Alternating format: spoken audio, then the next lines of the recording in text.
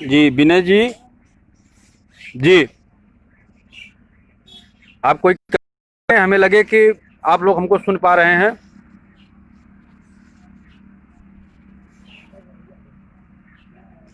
विनय जी कोई कमेंट करें, मैं ये समझ पाऊं कि आप हमें सुन रहे हैं।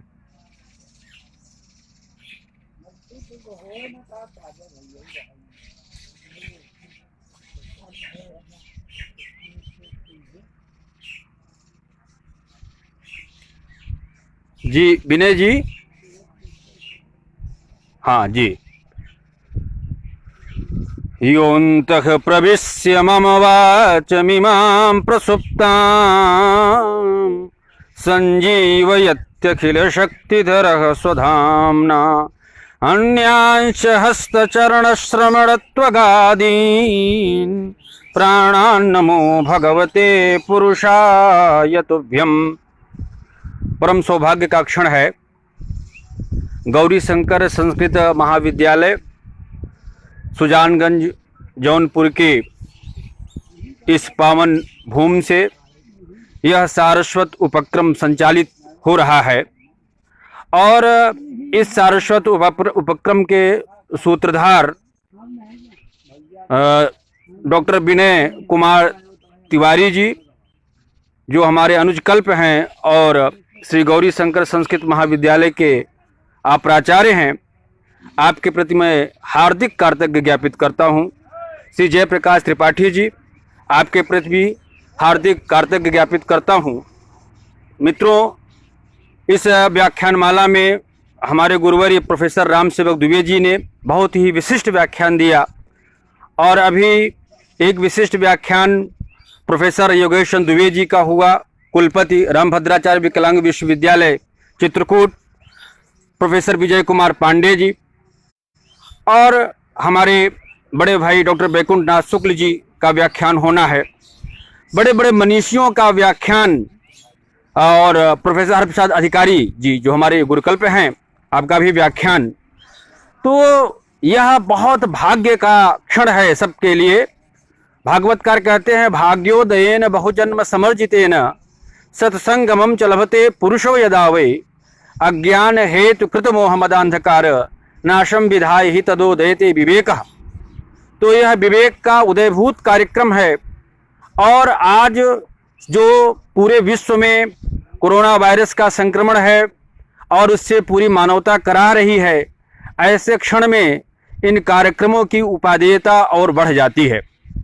मित्रों, मैं इस समय अपने गांव से मैं व्याख्यान दे रहा हूं और यहाँ नेटवर्क की समस्या है, इसलिए मैं भगवान शिव की एक मंदिर है, बहुत पवित्र मंदिर है, वहाँ से बैठ के ये व्याख्यान में दे पा रहा हूँ। तो ये परमात्मा की विशेष कृपा है कि भगवान शिव का सायुज्य, भगवान शिव का सानिध्य हमको इस क्षण प्राप्त है और सबको प्राप्त है।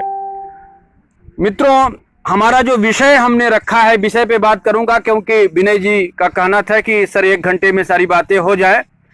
तो हमारा विषय था संस्कृत हिताय प्रवर्तताम संस्कृतम। यद्यपि मैं संस्कृत में इस विषय को रखना चाहता था, परंतु सारे हमारे गुरुजनों ने हिंदी में इस विषय का उपस्थापन किया, तो मुझे लगा कि इस विषय का उपस्थापन हिंदी में हो जिससे सर्वजनग्राही हो और सब लोग इसको अच्छे से समझ पाएं। हम सब बड़े सौभाग्यशाली हैं कि संस्कृत विषय पढ़ने पढ़ाने का हम सबको अवसर मिला हुआ है। ये वाग्देवी कृपा बरस रही है। नत्वं दुर्लभम लोके विद्या तत्र सुदुर्लभा, कवित्वम दुर्लभम तत्र शक्ति ही तत्र सुदुर्लभा। पहले ते मानव शरीर का मिलना बड़ा बहुत बहुत सौभाग्य हो, तब जाकर के मानव शरीर मिलती है। भागवतकार कहते हैं, नृदेह माध्यम सुलभम सुदुर्लभम प्लवम सुकल्पम गुरुकर्णधारम मयानुकूलेन नभस्वतेरितम पुमान भवाद्यम न तरेत आत्महा। तो ये नर समान, गोस्वामी तुलसीदास जी कहते हैं, नर समान नहीं कवणो देहि। तो ये मानव शरीर का मिलना ये परम सौभाग्य का क्षण है और उसमें हम सब सारस्वत उपक्रम से जुड़ पाएं, इस विद्या से जुड़ पाएं, ये हमारे और सौभाग्य का क्षण है। तो आज ये बहुत ही जितने भी सारस्वत उपक्रम से जुड़े हुए लोग हैं, सबके लिए बहुत ही सौभाग्य का क्षण है, क्योंकि हम जिस भाषा को पढ़ते पढ़ाते हैं ये दैवी वाक्य है, ये देवताओं की वाणी है। और मैं आपको बताऊं कि विश्व की प्राचीनतम भाषा होते हुए भी आज ये चिर युवती भाषा के रूप में जानी जाती है। और ये भाषा मात्र नहीं है कि भाषा केवल विचारों के आदान प्रदान का माध्यम होती है, उसके अलावा यह समस्त नैतिक मूल्यों की समवायी का भाषा है। तो ऐसी संस्कृत भाषा को पढ़ना पढ़ाना ये बड़ा सौभाग्य का विषय है। हाँ, दूसरी बात, थोड़ा नेटवर्क की प्रॉब्लम होगी, उसके लिए मैं क्षमा चाहता हूँ।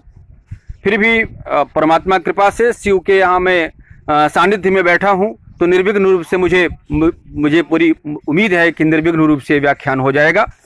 तो मैं बात ये कह रहा था कि जो भारतीय संस्कृति है वह संस्कृति ही संस्कृताश्रिता।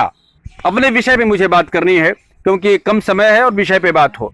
तो संस्कृति ही संस्कृताश्रिता, जो संस्कृति है वह संस्कृत विषय पर आश्रित है। अर्थात अब जब हम संस्कृत विषय की बात करेंगे तो हमको सबसे, हमारी जो प्राचीनतम कृति है वह वेद है। और हमारी जब प्राचीनतम कृति वेद है तो वेद का जो अर्थ ही हुआ वह इष्ट प्राप्त अनिष्ट परिहाराय अलौकिकम उपायम यह ग्रंथ वेदयति स वेदः। अर्थात इष्ट की प्राप्ति के लिए, अनिष्ट के परिहार के लिए जो अलौकिक उपाय जो ग्रंथ बतलाता है वह वेद है। हमारा वेद जो है वह हमें इष्ट प्राप्ति कराता है, ये बात समझनी होगी। और वैदिक ऋषि जो पहला हमारा वेद का मंत्र है, अग्निमीडे पुरोहितम। अग्नि वहां किस ऊर्जा की स्तुति की बात करता है ऋषि? अर्थात जो ऊर्जा हमारे लिए क्या हो, सर्वहितकारी हो, सबका हित करती हो। देखिए, आज जो समस्या, आज पूरे विश्व स्तर पर जो एक अपसंस्कृति छा गई है, और आज मैं आपको बताऊं कि सांस्कृतिक मूल्यों का क्षरण हुआ, जिसके कारण यह कोरोना वायरस का जो संक्रमण हुआ है। मैं इसके बहुत दूसरे पक्ष पे बात नहीं करूंगा, लेकिन मैं ये जरूर कहना चाहूंगा कि निश्चित रूप से हमारा जो सांस्कृतिक मूल्य हैं उनका क्षरण हुआ, और जिसके कारण ऐसी समस्याएं देखने को मिल रही हैं। और हमारा वैदिक ऋषि वही चेता दे रहा है, वो कह रहा है कि हम ऐसी ऊर्जा कि हमारे लिए ईड हो सकती है, ऐसी ऊर्जा हमारे लिए पूजनीय हो सकती है जो सबका हित साधती हो। तो सबके हित की साधन की हमारी संस्कृति है।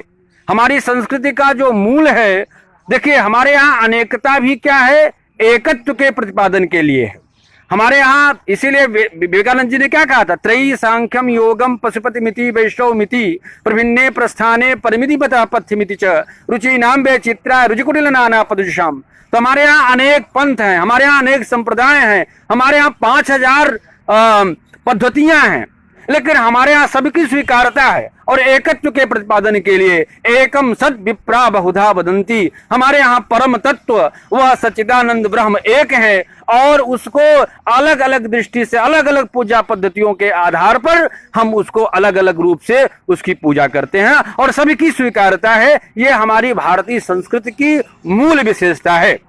देखिए, हम संस्कृत शब्द पे जब बात करेंगे तो संस्कृत शब्द सम उपसर्ग पूर्वक क्रिय धातु से तिन प्रत्यय करने पर संस्कृत शब्द बनता है। और जब संस्कृत का अर्थ करेंगे हम, तो संस्कृत का अर्थ जो है क्या होगा, परिष्करण होगा, शोधन होगा। अब हम एक शब्द प्रयोग करते हैं एग्रीकल्चर, जो कि खेती के लिए प्रयोग करते हैं, तो वहां टू कल्टीवेट, जैसे हमने खेत को क्या किया, बढ़िया खेत को बनाया और उसको जोता, और उसको जब बढ़िया बन गया तो उस पे बीज वपन किया, तब जाकर के हमारी फसल तैयार हुई। वैसे जब तक हमारे व्यक्तित्व में संस्कारों का आधान नहीं होगा, तब तक हमारा व्यक्तित्व कभी जो है वह पूजायमान नहीं हो सकता है। वह व्यक्तित्व कभी जो है हम प्रसिद्धि को नहीं प्राप्त कर सकते हैं, हम यश को नहीं प्राप्त कर सकते हैं। हमारे कहने का अभिप्राय यह है कि संस्कारों का आधान व्यक्तित्व में होना चाहिए, और संस्कारों का आधान जिसने किया वही महनीय हो गया। और वह जो संस्कार होंगे, देखिए हमारे यहाँ जो धर्म शब्द आया हुआ है, वह धर्म शब्द को, आज देखिए धर्म शब्द को कहने पे थोड़ा सा मैं संस्था में काम करता हूँ तो कहीं लोग उसका अर्थ अलग लेते हैं, लेकिन धर्म का अर्थ धारणा धर्मित्याहु धर्मो धारेते प्रजा। अर्थात जो हम व्यवहार कर रहे हैं और वह व्यवहार कैसा हो, हमारा विधि सम्मत हो। गोस्वामी तुलसीदास जी कहते हैं विधि निषेधमय कलिमल हरणी, अर्थात हम जो है रामादिवत वर्तितव्यम न तो रावणादिवत। इसलिए हमने राम को क्या माना, हमने राम को धर्म का साक्षात प्रतिमूर्ति माना। रामो विग्रहवान धर्म, क्यों माना राम को धर्म की साक्षात प्रतिमूर्ति? तो कहा त्यक्त्वा सुदुस्थित सूर्यप्सित राजलक्ष्मीम धर्मिष्ठ आर्य बचसा यदगादरण्यम माया मृगम दयिते यप्सितमन्मधावत वंदे महापुरुषते चरणारविंदम। कहा भगवान राम को हमने इसलिए जो है धर्म की साक्षात प्रतिमूर्ति माना, क्योंकि भगवान राम ने त्यक्त्वा सुदुस्थित सूर्यप्सित राजलक्ष्मी, जिस राजलक्ष्मी के पीछे, जिस धन संपत्ति के पीछे आज हम बेतहासा दौड़े चले जा रहे हैं, हमको पता ही नहीं कहां से चले थे, कहां जा रहे हैं, न हमको पता है न तुमको पता है, किसी को पता ही नहीं है किधर हमको जाना है। विकासवाद की अंधी दौड़ में हम भगे चले जा रहे हैं, और भगवान राम ने उस राजलक्ष्मी को एक क्षण में उसका परित्याग कर त्यक्त्वा सुदुस्थित सूर्यप्सित राजलक्ष्मी और धर्मिष्ठ आर्य वत्सा यदगादरण्यम। और पिता ने कह दिया कि आपको वन को जाना है, तो एक शब्द भी नहीं पूछा कि हमको वन क्यों जाना है। भैया आज का लड़का होता सुप्रीम कोर्ट तक मुकदमा लड़ता और कहता हम वन को क्यों जाएंगे, वन जिसको जाना हो जाए, हमको तो साम्राज्य मिला हुआ था। तो जो संस्कृति के जो विशेषताएं हैं, जो संस्कृत की विशेषताएं हैं, वो हमारे यहाँ त्याग परायणता है, हमारे यहाँ देव उपासना है, हमारे यहाँ धर्म परायणता है, तो ये जो हमारे यहाँ ब्रह्मचर्य है, वर्णाश्रम व्यवस्था है, तो ये हमारे यहाँ जो संस्कृति की जो मूल विशेषताएं हैं, उन मूल विशेषताओं को भगवान राम ने स्वतः जिया था। इसलिए भगवान रामो विग्रहवान धर्म, राम धर्म की साक्षात प्रतिमूर्ति हो गए। ये बात समझने की आवश्यकता है। देखिए, धर्म एक ऐसा तत्व है जो हमको क्या करता है, हमको पशु से भिन्न कर देता। आहार निद्रा भय मैथुनंच सामान्य में तत् पशुभिर नराणाम धर्मो हितेशा मधिको विशेषा धर्मेण हीना पशुभि समाना।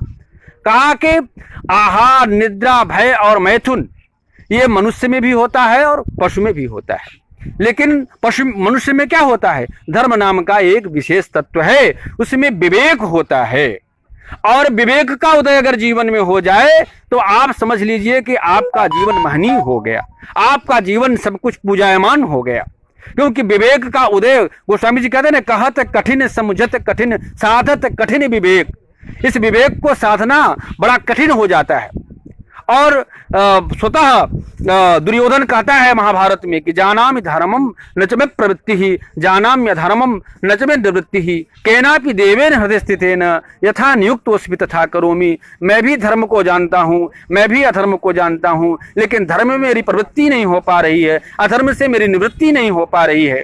तो ये जो प्रवृत्ति और निवृत्ति का चक्कर है, ये जीवन में बहुत ही कठिन चक्कर है। परम सत्य क्या हम नहीं जानते हैं, अगर जानते हैं नहीं मानते हैं, मगर मानना ही पड़ेगा हे राही। सकल और सकल के हे भेद चाही, सकल को पकड़कर विकल भाव से ही परम शांति की प्राप्ति करना पड़ेगा और जीवन सफल कर ही मरना पड़ेगा। और परम सत्य क्या है और वो परम तत्व क्या है, उसको हमको आपको जानना ही पड़ेगा। तो ये जो धर्म का तत्व है, उस धर्म के तत्व को आपको जानना है और आचरण करना है। देखिए, हमारे यहाँ आचरण पक्ष का विशेष ध्यान है, हमारे लिए आचरण बहुत महनीय है। भैया पर उपदेश कुशल बहुतेरे, हम बातें दूसरे के लिए तो अच्छी अच्छी बातें करें और स्वतः उन बातों को हम क्या उसका आचरण कर रहे हैं। इसलिए हमारे यहाँ नैषधकार ने कहा अधीति बोधा चरण प्रचारणई दशा चतस्र प्रणयन उपाधि चतुर्दशत्वम कृतवान कुतः स्वयं नवेद विद्यासु चतुर्दश स्वयं। अर्थात अध्ययन बोध आचरण और प्रचारण।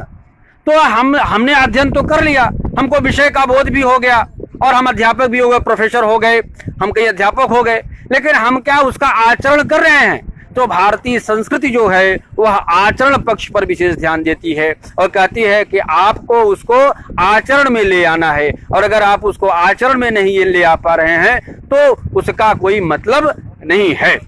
तो ये बात आपको समझनी होगी। देखिए, बहुत सारे ऐसे बिंदु हैं आज जो जिस प्रकार से चारित्रिक हनन हुआ है समाज में, चारित्रिक हनन की जिस प्रकार से आज आप सोचिए कि बलात्कार की समस्याएं जो दिखाई पड़ती हैं, और एक संवेदनशील व्यक्ति इन समस्याओं को देख करके जिस प्रकार से वह बहुत ही उसको कष्ट का अनुभव होता है, वहाँ भी हमें अपनी शास्त्र चेतना की पंक्तियों को समझना चाहिए। हमारी शास्त्र चेतना वहाँ क्या कहती है? मातृवत परदारेषु परदिव्येषु लोष्टवत आत्मवत सर्वभूतेषु यह पश्यति पंडितः।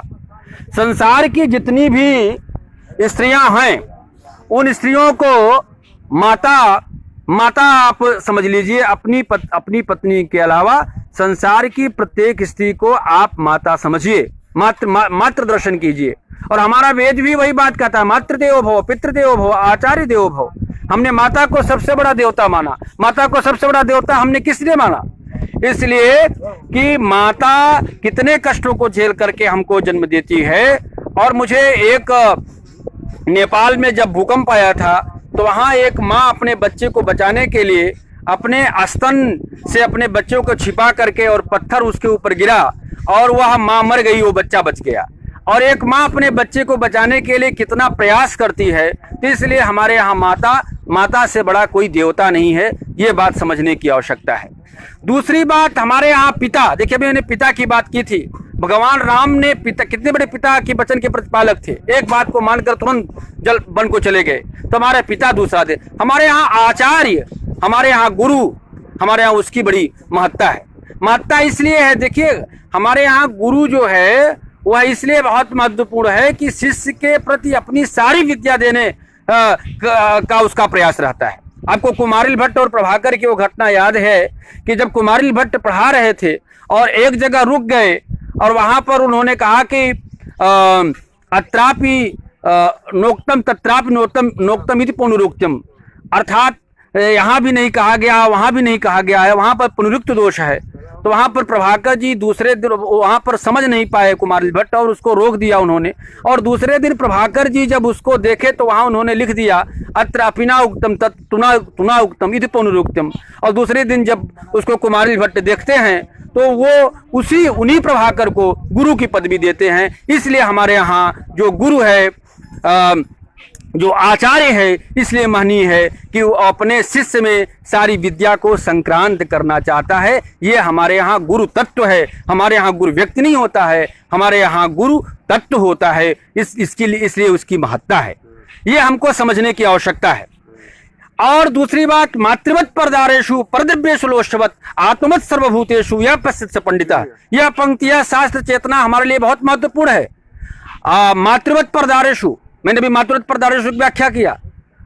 परदिव्येषु लोष्टवत, आज हमारे यहाँ भ्रष्टाचार, घूस, आप हर ऑफिस में जाइए घूस आप दे रहे हैं। हर जगह आप देख रहे हैं कि हर जगह जो है अर्थ का इस प्रकार से अलग अलग व्यापार चल रहा है। तो इसलिए अगर आप दूसरे के धन को, अच्छा धन के प्रति लोगों का अभिनिवेश भी बहुत है, कितना पैसा हमारे पास हो जाए तो अगर आप, और दूसरे का पैसा भी हमारे पास हो जाए, तो अगर आप उस मिट्टी को, उस दूसरे के पैसे को मिट्टी का ढेला समझ लीजिए, तो मुझे लगता है कि आपकी उसके प्रति तृष्णा नहीं होगी।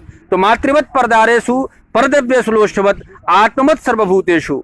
और जो आप दूसरे के प्रति घृणा का भाव रखते हैं तो दूसरे के प्रति घृणा का भाव न हो।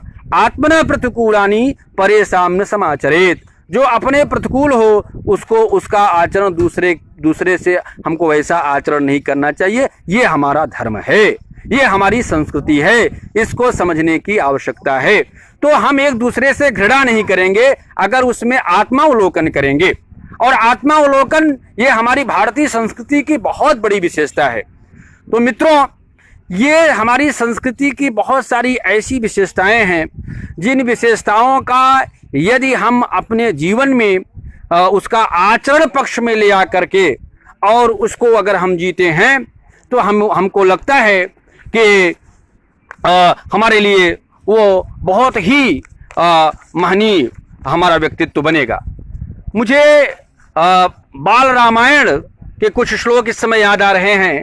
राजशेखर बाल रामायण में भारतीय संस्कृति को बहुत सुव्यवस्थित ढंग से प्रतिपादित करते हैं। समव्यायाभ्याम प्रतिविहित निपते पर प्रत्यावाय फलतिकृत से कस्तरुरिव बहुब्याजम राज्यम सुकर्म राज्य प्रदिभिर दुराराधा लक्ष्मी अनवहित चित्तम चलयति। देखिए, ये जो जीवन हमारा होता है यह शांति और संघर्ष के बीच में चलता है। और इसी शांति और संघर्ष के बीच में हमें अपने कर्तव्यों का पालन करना होता है। और जब हम अपने इसी शांति के और संघर्ष के बीच में अपने कर्तव्यों का पालन करते हैं तो निश्चित रूप से जैसे हम किसी वृक्ष को सींचते हैं और उससे बढ़िया फल मिलेगा, उसी प्रकार से अगर हम अपने कर्तव्यों को पालन करते हैं तो निश्चित रूप से वे सारे कर्तव्य हमारे जीवन में फलदायी होते हैं। इन बातों को भी हमको समझने की आवश्यकता है। आगे राजशेखर कहते हैं उदन्मत छन्नाभू सच विधिरपाम योजन शतम सदा पांतः पूषा गगन परिमाणम कलयति इति प्रायो भावा स्फुरदवधि बुद्रा मुकुलिता सताम प्रज्ञोन्मेष पुनरय सीमा विजयते। देखिए, पृथ्वी जो है वह समुद्र से घिरी हुई है और समुद्र जो है वह 100 योजन का है और आकाश के विस्तार को सदा सूर्य क्या करता है, सीमित कर देता है। इस प्रकार संसार की जितनी भी वस्तुएं हैं वे सारी वस्तुएं मर्यादा से युक्त हैं, इसलिए हमें अपने जीवन में मर्यादा का पालन अवश्य रूप से करना चाहिए। इसीलिए भगवान राम को हम मर्यादा पुरुषोत्तम कहते हैं और ये मर्यादा पुरुषोत्तम इसलिए कहते हैं कि उन्होंने अपने जीवन में जो मर्यादा के जितने भी घटक तत्व उन घटक तत्वों का उन्होंने अपने जीवन में पालन किया, इसलिए भगवान राम हमारे लिए मर्यादा पुरुषोत्तम हुए। मित्रों, मैं यहाँ नेटवर्क की प्रॉब्लम भी थोड़ी है, बार बार वो हो रहा है। मैं थोड़ी इतनी बात यहाँ जोड़ना चाहूँगा जिस बात को मुख्य प्रतिपाद्य है। ठीक है, रेफरेंसेस तो जो मैंने दिए वो दिए। जो महत्वपूर्ण बात मैं ये करना चाहता हूँ कि संस्कृत विषय को पढ़ना इसलिए जरूरी है कि वो भाषा मात्र नहीं है, समस्त नैतिक मूल्यों की संवाहिका है संस्कृत। ये बात समझने की आवश्यकता है। और अब आप एक प्रश्न ये भी कर सकते हैं कि अन्य भाषाएं भी, तो बिल्कुल निश्चित रूप से अन्य भाषाएं भी नैतिक मूल्यों की संवाहिका है, इसमें किसी प्रकार का कोई, और क्योंकि विश्व की प्राचीनतम भाषा है और समस्त भाषाओं की जननी है। और दूसरी बात, संस्कृत पढ़ने से मुझे जो अनुभव हुआ है वो साधना की भाषा है, समाज की भाषा है।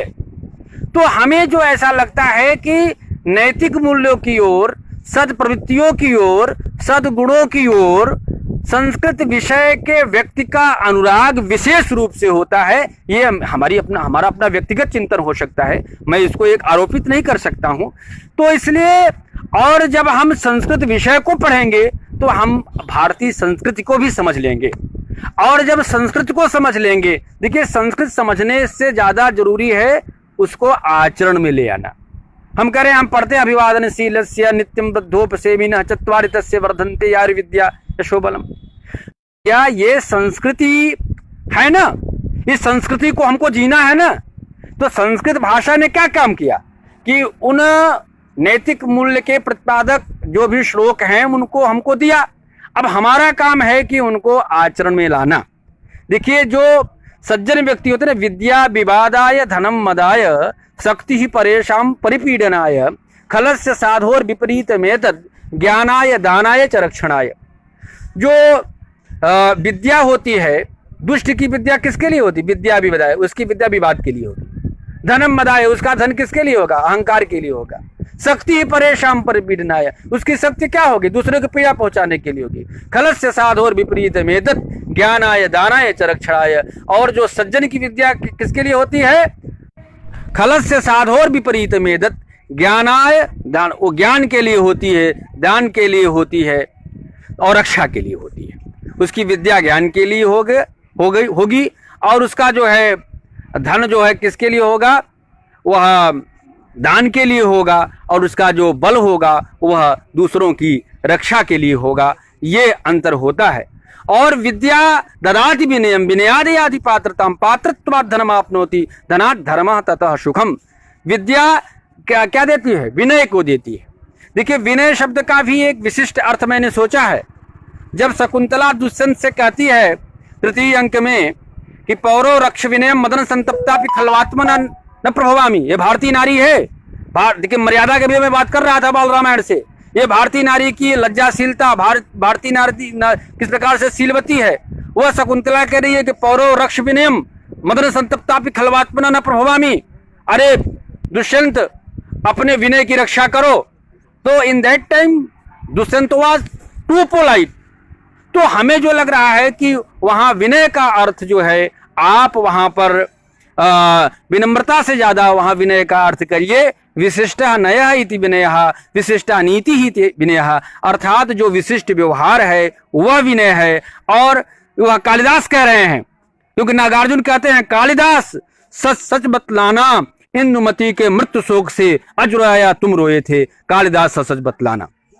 देखिए, तो वहां कालिदास, कोई कवि कहता है तो कवि पात्र तो कह रहा है, लेकिन कवि स्वतः कह रहा है। तो कालिदास भारतीय संस्कृति की विशेषता बतला रहे हैं, कालिदास भारतीय नारी की विशेषता बतला रहे हैं कि भारतीय नारी जो उस अवस्था में भी, जो काम के चरम की स्थिति में भी, जो अपने राजा दुष्यंत को, उसको विनय की रक्षा की बात कह रही है, उसको विशिष्ट व्यवहार की बात कह रही है।